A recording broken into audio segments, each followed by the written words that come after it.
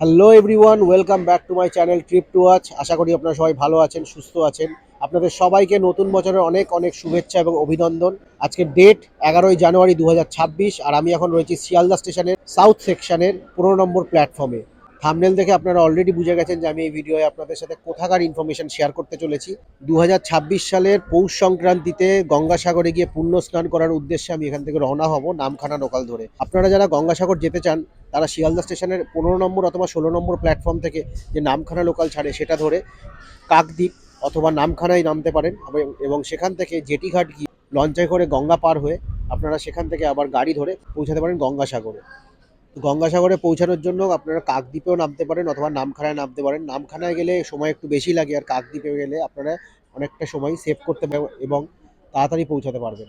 যারা কাকদ্বীপ হয়ে গঙ্গাসাগর যাবেন তারা কাকদ্বীপে স্টেশনে নেমে সেখান থেকে টোটোয় করে যেতে হবে আপনাদের, আর সেখান থেকে আবার লঞ্চ পার হয়ে আপনাদের পৌঁছাতে হবে কচুবেড়িয়া ঘাট। তারপর কিছুটা রাস্তা হেঁটে আপনারা গাড়ি পেয়ে যাবেন গঙ্গাসাগরে পৌঁছানোর জন্য। সকালে গঙ্গাসাগর যাওয়ার জন্য শিয়ালদা স্টেশনের সাউথ সেকশন থেকে দুটো ট্রেন আপনারা পাবেন, একটা 7টা বেজে 15 মিনিটে, একটা 9টা বেজে 15 মিনিটে। এই দুটো ট্রেনে গেলে মোটামুটি আপনারা বিকেলের মধ্যে গঙ্গাসাগর পৌঁছাতে পারবেন।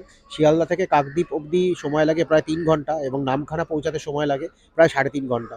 তো সেরকমভাবেই আপনারা তাড়াতাড়ি আসবেন স্টেশনে, যাতে আপনারা বসার জায়গা পেয়ে যাবেন। ট্রেনে কিন্তু প্রচণ্ড ভিড় হবে, আস্তে আস্তে যত দিন এগিয়ে আসছে মানুষের ভিড় আরও বাড়ছে। তো সেই হিসাবে আপনারা প্ল্যান করে অবশ্যই যাবেন। সকাল 7টা 15 ট্রেন যারা ধরবেন তারা কিন্তু আইআরসিটিসি অ্যাপে চেক করলে আপনাদের সকাল 7টা 15 কোনো নামখানা লোকাল দেখাবে না। সকাল 7টা 15 শিয়ালদা থেকে লক্ষ্মীকান্তপুর লোকাল ছাড়ে, যেটা লক্ষ্মীকান্তপুর স্টেশনে পৌঁছানোর পর বেশ কিছুক্ষণ অপেক্ষা করে এবং তারপর রওনা হয় নামখানার উদ্দেশ্যে।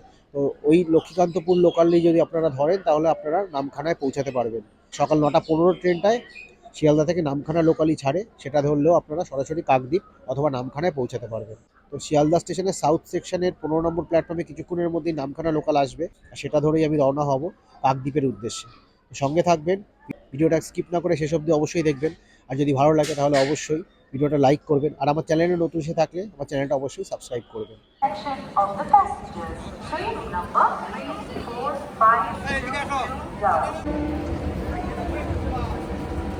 গঙ্গাসাগর মেলা উপলক্ষে শিয়ালদা স্টেশন থেকে একটা স্পেশাল ট্রেন দেওয়া হয়েছে, যেটা শিয়ালদা স্টেশন থেকে কাকদ্বীপ অবধি যাবে।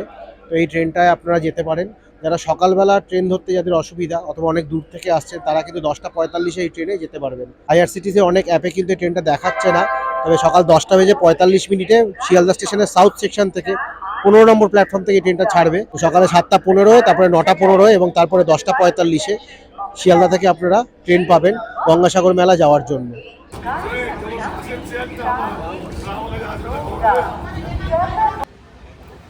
সকাল 9টা 15 ট্রেনে অত্যন্ত ভিড় থাকায় আমরা সেই ট্রেন ছেড়ে 10টা 45 শিয়ালদা কাকদ্বীপ লোকালে করে রওনা হয়েছিলাম কাকদ্বীপের উদ্দেশ্যে। ট্রেন মোটামুটি ফাঁকাই ছিল, তাই আমরা বসার জায়গা পেয়ে গেছিলাম। চারিদিকে প্রাকৃতিক সৌন্দর্য দেখতে দেখতে কখন 3 ঘন্টা সময় কেটে গেছিল বুঝতেই পারিনি।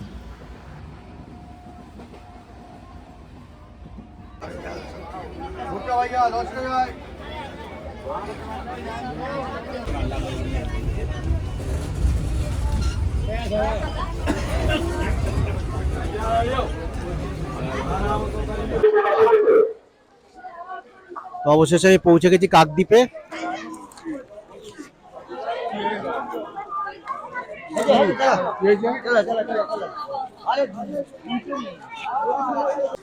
কাকদ্বীপ স্টেশনের কিন্তু শেষের দিকে এরকম সব ফার্স্ট এড বুথ করা আছে, আর এছাড়াও মে আই হেল্প ইউ এরকম বুথ করা আছে গঙ্গাসাগর মেলার জন্য।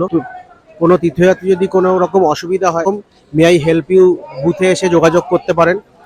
এছাড়াও এখানে আরও বেশ অনেকগুলি এরকম রাজ্য সরকারের তরফ থেকে বুথ বানানো হয়েছে, যাতে কোনো রকম অসুবিধা কোনো তীর্থযাত্রী না হয়। গঙ্গাসাগরের জন্য কিন্তু স্পেশাল ট্রেন অনেকগুলো দেওয়া হয়েছে, আর এইটা হচ্ছে সেই লিস্ট। এখানে আপনারা দেখতে পাচ্ছেন আপ এবং ডাউন দু রকমের ট্রেনের লিস্ট এখানে দেওয়া রয়েছে। স্পেশাল ট্রেনের টাইমিং এখানে ডিসপ্লে করা রয়েছে শুধুমাত্র গঙ্গাসাগর মেলার দিনগুলোর জন্য, মানে 11 থেকে 16 তারিখ অবধি ট্রেনগুলো চলবে। কাকদ্বীপ স্টেশন থেকে বেরিয়ে আমাকে টোটো ধরতে হবে, আর ধরে সেখানে 8 নম্বর পয়েন্টে যেতে হবে। গঙ্গাসাগরে পৌঁছানোর জন্য লঞ্চ কিন্তু সে 8 নম্বর পয়েন্ট থেকেই অথবা 8 নম্বর গেট থেকেই পাওয়া যাবে। আর দেখুন এই সমস্ত লোক কিন্তু গঙ্গাসাগরের উদ্দেশ্যেই যাচ্ছে। এখান থেকে টোটো ধরে পৌঁছে যেতে হবে 8 নম্বর পয়েন্ট। আর এখানে বেশ কয়েকটি খাবারের দোকানও আছে, এখানে আপনারা খাবার পেয়ে যাবেন কাকদ্বীপ স্টেশনের পাশেই। এখানে একটা ক্যাম্প আছে, সেখানে কিন্তু টিকিট পাওয়া যাচ্ছে, ভেসেলের টিকিট পাওয়া যাচ্ছে। ওখানে গিয়েও আপনারা কাটতে পারেন, কিন্তু এখান থেকেও আপনারা কেটে নিতে পারেন।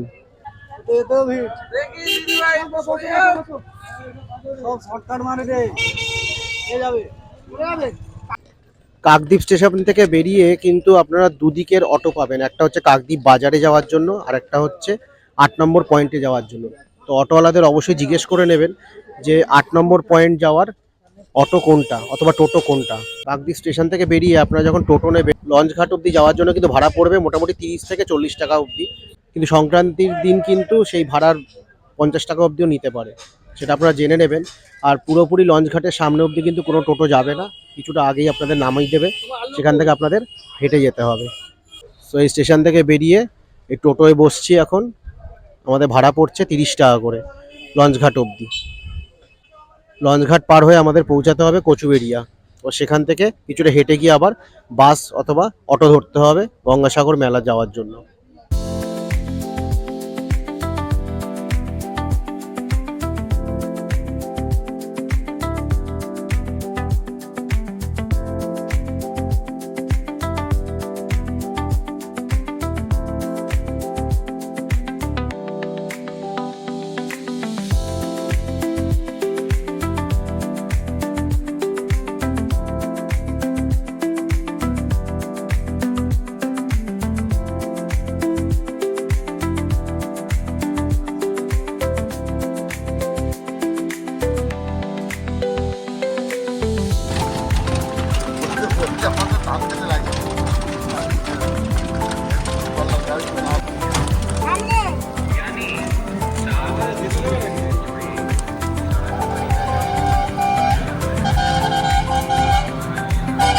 हटा दिया है, यानी तीर्थ यात्रियों पर किसी तरह का कोई टैक्स नहीं है।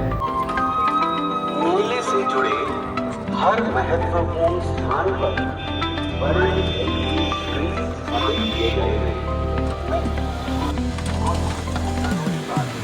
আমরা আসার সময় এই যে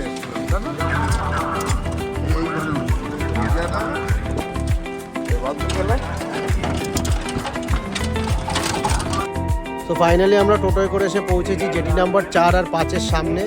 এটা কিন্তু ভিআইপি লঞ্চের এন্ট্রি, যেহেতু আজকে 11 তারিখ এবং তীর্থযাত্রীদের ভিড় নেই এখনও অবধি, তাই জন্য আমরা এখান থেকে লঞ্চ ধরে পার হব আর পৌঁছাবো কচুবেড়িয়া, আর সেখান থেকে আমরা গাড়িতে করে পৌঁছে যাব গঙ্গাসাগর মেলা।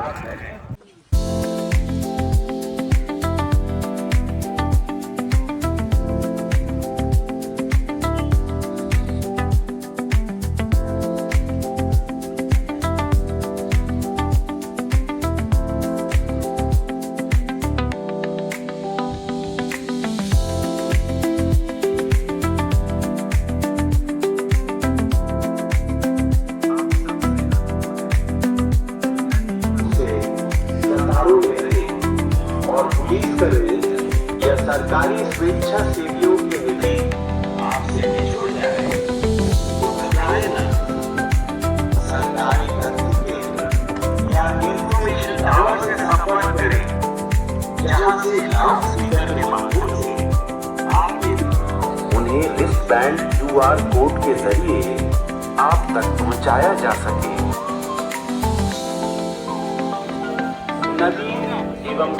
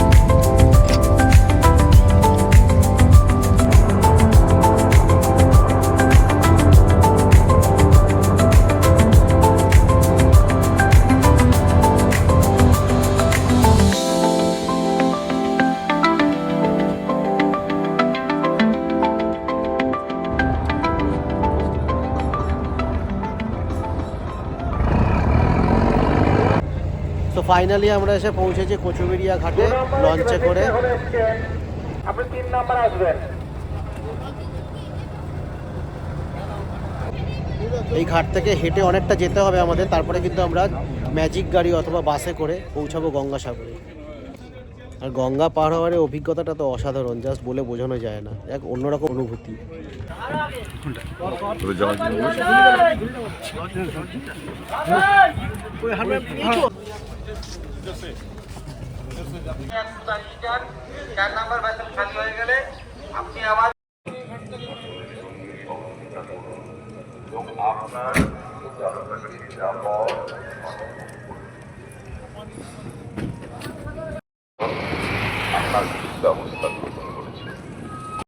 থেকে নেমে হেঁটে আমরা চলে এসেছি কচুবেড়িয়া বাস স্ট্যান্ডের সামনে। আর এখান থেকে আমাদের ম্যাজিক গাড়ি ধরতে হবে গঙ্গাসাগর অবধি পৌঁছানোর জন্য।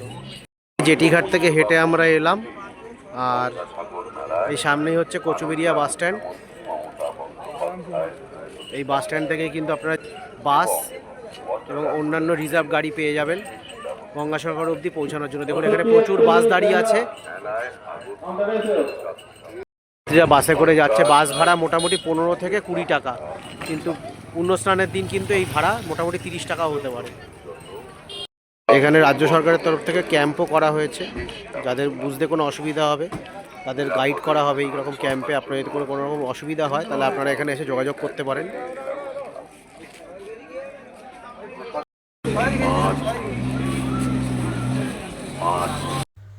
কচুবেড়িয়া বাস স্ট্যান্ড থেকে গঙ্গাসাগর অবধি পৌঁছানোর জন্য আমরা একটা ম্যাজিক গাড়ি ভাড়া করেছিলাম, যার ভাড়া পড়েছিল 800 টাকা 8 জনের জন্য।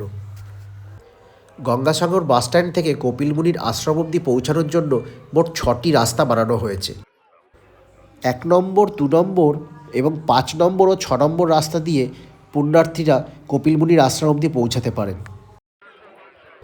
3 নম্বর এবং 4 নম্বর রাস্তা ব্যবহার করা হবে কপিলমুনির আশ্রম থেকে বাস স্ট্যান্ড অবধি ফেরত আসার জন্য। 1 নম্বর এবং 2 নম্বর রাস্তার পাশে বাঁশের ব্যারিকেড বানানো হয়েছে, যেই ব্যারিকেডের মাধ্যমে পুণ্যার্থীরা পৌঁছে যেতে পারবে কপিলমুনির আশ্রমে। কোচুবেড়িয়া থেকে বাসে অথবা ম্যাজিক গাড়িতে করে গঙ্গাসাগর বাস স্ট্যান্ডে নামার পর ওখানকার ভলেন্টিয়ারদের অথবা এনকোয়ারি সেন্টারে আপনারা জিজ্ঞেস করে নিতে পারবেন যে কোন রাস্তা দিয়ে গেলে আপনারা তাড়াতাড়ি কপিলমুনির আশ্রমে পৌঁছাতে পারবেন। 2026 সালে পৌষ সংক্রান্তির পুণ্য স্নানের তিথি 14ই জানুয়ারি দুপুর 1টা থেকে 15ই জানুয়ারি দুপুর 1টা অবধি রয়েছে। রাজ্য সরকারের তরফ থেকে বেশ কয়েকটি ইকো ফ্রেন্ডলি টেন্ট বানানো হয়েছে, যেগুলো পুণ্যার্থীরা বিনামূল্যে থাকতে পারবেন। রাজ্য সরকারের তরফ থেকে এরকম শেড বানানো রয়েছে দেখতে পাচ্ছেন, যার মধ্যে সব তীর্থযাত্রীরা এসে থাকতে পারবেন।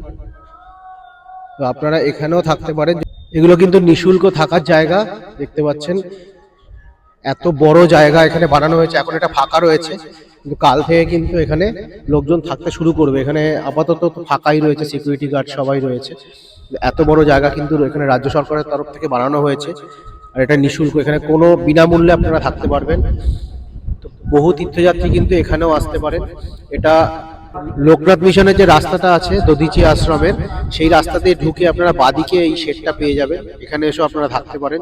এটা সম্পূর্ণ বিনামূল্যে আপনারা থাকতে পারবেন, আর অনেক বড় জায়গা। বহু তীর্থযাত্রী কিন্তু এখানে থাকতে পারবে। প্রায় 5000 লোকের থাকার জায়গা রয়েছে এটা। এই যে শেডটা দেখতে পাচ্ছেন যেখানে আমি দাঁড়িয়ে আছি, এটা কিন্তু 4 নম্বর রোডের মধ্যে আপনারা পাবেন। আর দেখুন এখানে একটা ম্যাপ রয়েছে গঙ্গাসাগরের, পুরো মেলা গ্রাউন্ডের যে ম্যাপ এখানে আপনারা দেখতে পাবেন। এখানে আমি এখন দাঁড়িয়ে আছি, আই এম হিয়ার লেখা আছে এখানে রয়েছে। আর মেন যেখানে আপনাদের বাসে এসে নামাবে সেটা হচ্ছে এই জায়গাটা, এই যে সার্কেল বানানো আছে, এখান থেকে আপনাদের আসতে হবে 4 নম্বর রোড। এসে আপনারা এই জায়গাটা পাবেন। আর এই রাস্তা দিয়ে সোজা যদি চলে যান, দেখুন সোজা গিয়ে তারপর আপনাদের বাদিক দিয়ে যেতে হবে। বাদিক গেলেই আপনারা পেয়ে যাবেন কপিলমুনির আশ্রম, তার পাশেই আপনারা পুণ্যস্নানের ঘাটও পেয়ে যাবেন। তো এই বাসে করে অথবা ম্যাজিক গাড়িতে করে যারা আসবেন তারা এই সার্কেলে নেবে। এখান থেকে যদি 4 নম্বর রোড খোলা থাকে, 4 নম্বর রোড দিয়ে এলে কিন্তু এই যে শেডটা রয়েছে, যেটা নিঃশুল্ক শেড বানানো হয়েছে রাজ্য সরকারের তরফ থেকে, এখানে আপনারা থাকতে পারবেন। এছাড়াও আপনারা লোকনাথ মিশনে যোগাযোগ করতে পারেন, সেখানে যদি রুম থাকে সেই রুমও আপনারা ভাড়া নিয়ে থাকতে পারেন। লোকনাথ মিশনের পাশেই রয়েছে দধিচি পরিষদ, সেখানেও আপনারা যোগাযোগ করতে পারেন, সেখানেও যদি রুম থাকে আপনারা রুম ভাড়া নিতে পারেন। এছাড়াও দধিচি পরিষদে ভান্ডারের ব্যবস্থা করা হয়, সেখানে আপনারা গিয়ে নিঃশুল্কভাবে খাওয়া দাওয়া করতে পারেন এবং জলপানের ব্যবস্থাও সেখানে থাকে। এছাড়াও 2 নম্বর গেটের কাছে আপনারা পেয়ে যেতে পারেন ভারত সেবাশ্রমের রুম, যদি সেখানে রুম থাকে সেখানেও আপনারা রুম ভাড়া নিয়ে থাকতে পারেন। এছাড়াও আরও বেশ কয়েকটি সংঘ আছে যেখানে আপনারা যোগাযোগ করতে পারেন, রুম থাকলে সেখানেও আপনারা থাকতে পারেন রাতে। গঙ্গাসাগরে থাকার জন্য বেশ কয়েকটি গেস্ট হাউসও রয়েছে, যার মধ্যে কৃষ্ণকালী গেস্ট হাউসের কন্ট্যাক্ট নাম্বার আমি স্ক্রিনে দিয়ে দিলাম, আপনারা চাইলে এখানেও যোগাযোগ করতে পারেন থাকার জন্য। হর হর মহাদেব।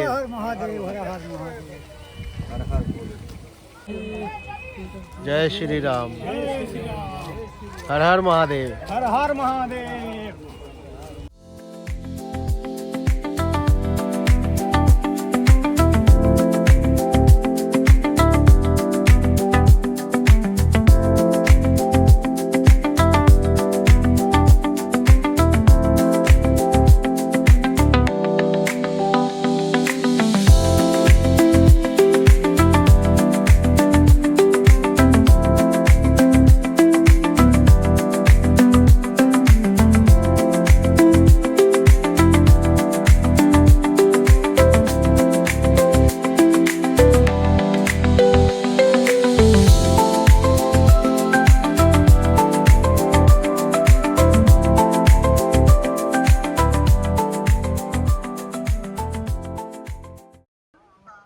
দু সালের গঙ্গাসাগর মেলায় কপিল মুনির আশ্রমের সরাসরি যে ঘাটে পুণ্যার্থীরা পুণ্যস্নান করেন সেটি বন্ধ করা হয়েছে।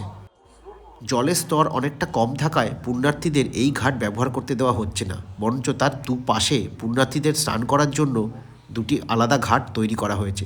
সেখান থেকে স্নান করে পুণ্যার্থীরা পৌঁছে যেতে পারেন কপিল মুনির আশ্রমে পুজো দেওয়ার জন্য। সেখানে ব্যারিকেড করা লাইন ধরে এগিয়ে যেতে হবে কপিল মুনির আশ্রমের দিকে। কপিল মুনির আশ্রমের সামনে বাঁশের ব্যারিকেড করা আছে এবং এই ব্যারিকেড অনুযায়ী পুণ্যার্থীদের এগিয়ে যেতে হবে লাইন ধরে এবং পৌঁছাতে হবে কপিল মুনির আশ্রমে পুজো দেওয়ার জন্য।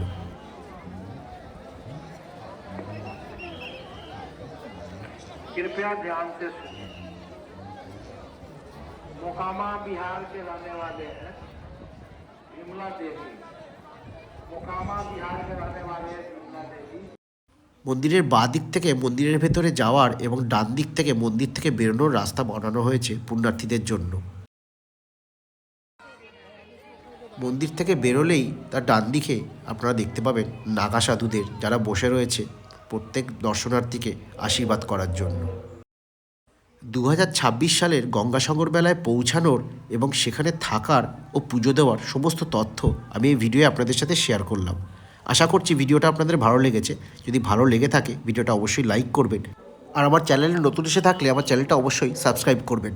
আপনাদের সাথে খুব শীঘ্রই দেখা হবে একটা নতুন ভ্রমণ কাহিনী নিয়ে একটা নতুন ভিডিওয়ে। ততক্ষণ দেখতে থাকুন ট্রিপ টু ওয়াচ আর সঙ্গে থাকুন।